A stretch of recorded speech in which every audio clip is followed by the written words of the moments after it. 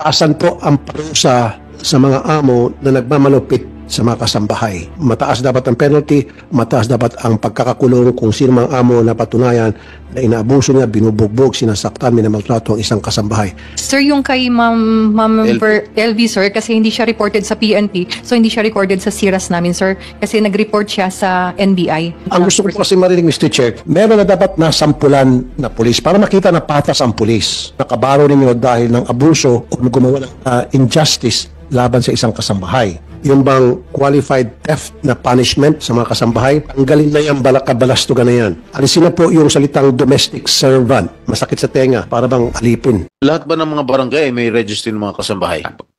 Based po sa datos na ibinigay ng DILG, hindi po lahat pero halos lahat ng mga barangay. How many percent of all barangays in the country? Meron pong more than 28,000 kasambahay desk. So meron po tayong mga nasa 40,000 na barangay na wala pang kasambahay. More than 50%. O more than 50%. Malamang, Mr. Chair, ito po yung mga barangay na nasa rural areas na wala namang silang nakikitang registration ng mga kasambahay. But just the same, the law requires, nagpalabas po ang ng circular ang DILG, noong 2013 po yun, reiterate po yun noong 2022, na kailangang i-intensify po yung registration ng mga kasambahay sa lahat po ng barangay. Pinapasalamatan ko po yung Commission on Human Rights kasi nung last hearing, meron pa akong ginawang mga recommendation at inadapt nila. Yung magkaroon sana ng hotline sa mga barangay para doon sa mga in distress ng mga kasambahay, may namaltrato, inaabuso, pwedeng tumawag yung kasambahay doon para agad-agad dumating taga-barangay kasama yung mga pulis, isakluluhan yung kasambahay. Madalas, ako nakakatanggap ng balita, reklamo sa programa ko, Mr. Chair, mga kasambahay, sinasambunutan yung tugang ulo, minamaltrato, kung ano na pang ginagawang hindi na mga tao. And then si kasambahay, binabaliktad pa kuminsan, yung pulis darating doon, and then kasama yung barangay, si kasambahay pa nakakasuhan. So dapat merong hotline na binibigay sa bawat kasambahay, ang barangay, na pwedeng tawagan ni kasambahay kapag siya ay hindi na magandang pagtrato sa kanya. Opo, magandang panukala po yun. At isa pong issue para mas maprotektahan po namin. No, I'm not finished yet. Hindi pwedeng pumunta ang isang pulis sa bahay ng amo dahil sa tawag ni amo at inireklamo sa kasambahay. We should make sure na kapag merong reklamo laban sa isang kasambahay, dapat merong taga-barangay na yun ay magpoprotekta sa karapatan ni kasambahay. Marami na ako alam ng mga insidente, si amo tatawag kay pulis, sabihin, ninakawan ako ni kasambahay, etc., etc., darating si pulis, agad-agad, dinadala sa presinto, and kulong na agad si kasambahay kahit na wala pang ebidensya. So this time, we will make it a law na pag inireklamo ng isang kasambahay, dapat meron doong taga-barangay. Kung kinakailangan, nandun agad ang public attorney's office, kung this is a long shot, pero siguro more on kasamang taga-barangay. Hindi pwedeng pumunta ang pulis na nireklamo si kasambahay nang walang taga-barangay. Yung bang qualified theft na punishment sa mga kasambahay, tanggalin na yung balakabalastugan na yan. Anong pinagkaiba ng mga kriminal sa pagbabansag ng bilang isang qualified theft ang isang kasambahay na nagnakaw kung ano man ninakaw sa kanyang amo. So kung minsan kasi, Mr. Chair, kinagamit ng amo yun para walang hiyain o balikan si kasambahay dahil si kasambahay gusto niya mag-move on, gusto niya umuwi, and then hindi siya nagkaintindihan ng kanyang amo, palalabasin na si kasambahay nagnakaw. At siyempre, pag qualified theft yan, ay matinding parusa yan. So dapat, wala na yung qualified theft na pwede maikaso sa kasambahay. Regular na. Kung talaga nagnakaw, ay di, nag-theft lang, ba't palagi natin qualified theft na mas mataas ang parusa? Anong pinagkaiba doon sa mga ibang kriminal na nagnanakaw? Mas malalaki pang ninakaw at nahalaga, theft lang ang kaso. Samantala si kasambahay, qualified theft ang kinakaso sa kanya. And then isa pa, alisin na po yung salitang domestic servant. Masakit sa tenga, para bang alipin. So, hindi na dapat gamitin yung salitang yun. Taasan po ang parusa sa mga amo na nagmamalupit sa mga kasambahay. Mataas dapat ang penalty, mataas dapat ang pagkakakulong kung sino mang amo na patunayan na inaabuso niya, binubugbog, sinasaktan, minamaltrato ang isang kasambahay. That is something that we have to make sure na malalagay po sa batas natin, Mr. Chair. Maraming mga kasambahay na nabubulot po sa kulungan dahil sa napakasimpleng kaso. Kuminsan pinaplantahan pa. Ilang kaso na po natanggap ko sa programa ko sa Wanted sa radyo, si kasambahay hindi naman talaga nagnakaw dahil hindi lang sila magkasundo ni amo, paplantahan po yung kanyang damit, yung kanyang bag, yung kanyang damit, ang kanyang bag ng mga relo, halimbawa mga cellphone. Planted lang po yun. Si kasambahay nakukulong. Dahil si amo mayaman, Qualified theft yun. At mataas na parusa. Just imagine na hindi niya kinumit yung crime na yun at pinarusahan siya ng qualified theft. Di ba? I understand. Maraming ganung insidente, Mr. Chair. Si Amo at si Kasambahay hindi nagkakasundo. O si Amo, sinaktan niya si Kasambahay at si Kasambahay magsusumbong na sa pulis dahil sa pananakit. Sasabihin ni Amo, pag nagsumbong ka, kakasuhan kita.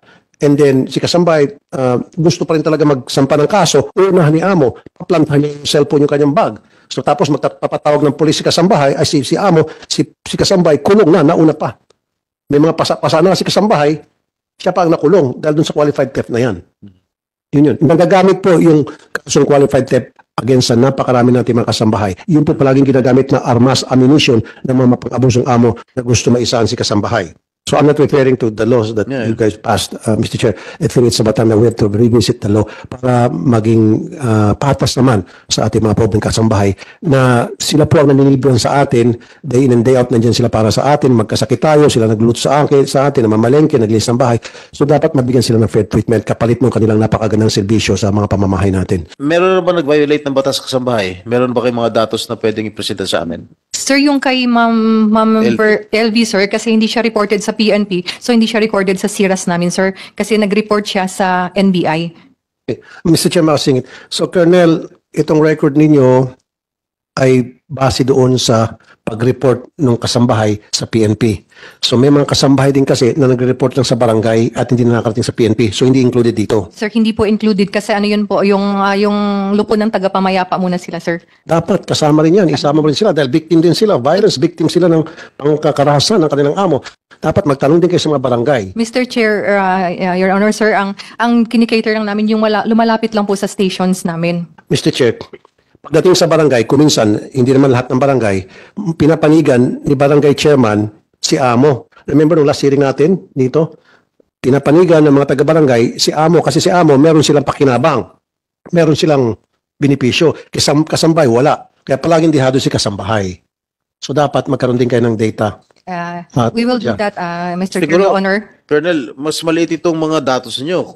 Kasi kung kukunin yung mga datos ng mga nagreklamo sa barangay, mga nagreklamo sa NBI, mas tataas itong kaso. Mga violators ng Yes, sir. batas ng kasambahay. Magkakaroon lang po kami ng data nito, sir, kung meron kaming coordination sa barangay. Pero hindi po yun parang included dun sa SIRAS namin sa record ng PNP kasi itong SIRAS namin, ito yung e-blatter. So pag hindi nagpa-blatter dun sa amin, hindi po siya recorded dun sa nationwide data ng PNP po. And that's the reason why you have to go to the barangay. Magkaroon po kayo ng coordination, makikipag-usap kayo sa mga taga-barangay para malaman nila na there's such a thing na kayo pala ay Sa barangay po, data. meron po tayo, Mr. Chair, ng yung women's desk na manned by the barangay officials and the Kaya DSWD. ngayon sinasabi ko po, Colonel, may mga kasambahay na pinipilit na lang ni barangay chairman o nila kagawad na makipagay sa amo na against her will, napipilitan na lang. Na gusto niya magsampa ng kaso doon sa amo, pero pinipilit na makipag-areglo. So doon sana kayo papasok, pag-coordinate kayo sa mga barangay, pag meron doon ng mga kasambahay na hindi naman maayos pa lang naging takbo ng proceeding, na pwede pa siyang umakyat sa PNP para i-demand yung amo mong pang-abuso. Balik tayo po doon sa qualified theft. Pag si kasambahay, nagnakaw ng cellphone, halimbawa ni amo, qualified theft. Pero qualified theft and then police kulong. Samantalang pag si amo, nagnakaw sa sweldo ni kasambahay, meaning hindi niya binigay yung sweldo ni kasambahay, which is pag nanakaw na para sa akin, hindi qualified theft yun at hanggang dole lang. Nakita niyo po yung disparity? Pag si kasambahay, nagnakaw ng cellphone, kulong ka, qualified theft yan, taas ng kaso mo. Pero pag si amo, nagnakaw ng cellphone ni kasambahay, ay nagnakaw ng sweldo sa kasambahay, hanggang dole lang siya. At hindi siya makukulong. Ibalik mo yung pera ni kasambahay na ninakaw mo, okay na kayo, paluin na yung kamay mo. Doon nakikita ko yung hindi patas sa batas. I will never forget this for the rest of my life. Itong kasong ito, many years ago, sa DZXL. Si amo tumawag ng pulis kasi nawawala itong cellphone, Nokia cellphone ni kasambahay. Yung sinabi ko na kanina. So si pulis, kapitbahay niya na pulis, off duty, dumating. And then ang ginawa niya, tinawag niya si kasambahay na labandera. Pinaghubad-hubad niya sa loob ng banyo si kasambahay. Hinipu-hipuan pa. Pagkatapos, paghubad-hubarin, ipu-ipuan, kinunin pa si kasambahay. Linantahan. Wala pong ebidensya. Linantahan ng kung anong klase mga aligasyon na pinalabas nila na si kasambahay ang nagnakaw talaga ng cellphone at nakita ng anak na maliit, tapos itinapon somewhere at may kumuha ng cellphone na itinapon sa over the bakod, nakulong si kasambahay. Kinulong ni pulis. Yun ang isang kabalastugan na ginawa ng isang pulis laban sa isang kasambahay. Kaya ang sinasabi ko kanina, noon, wala nang pulis pupunta sa bahay ni Amo dahil sa reklamo ni Amo tungkol sa kanyang kasambahay, kung ano man yung reklamo na yun, nang walang kasamang taga-barangay. Hindi na pwede yun.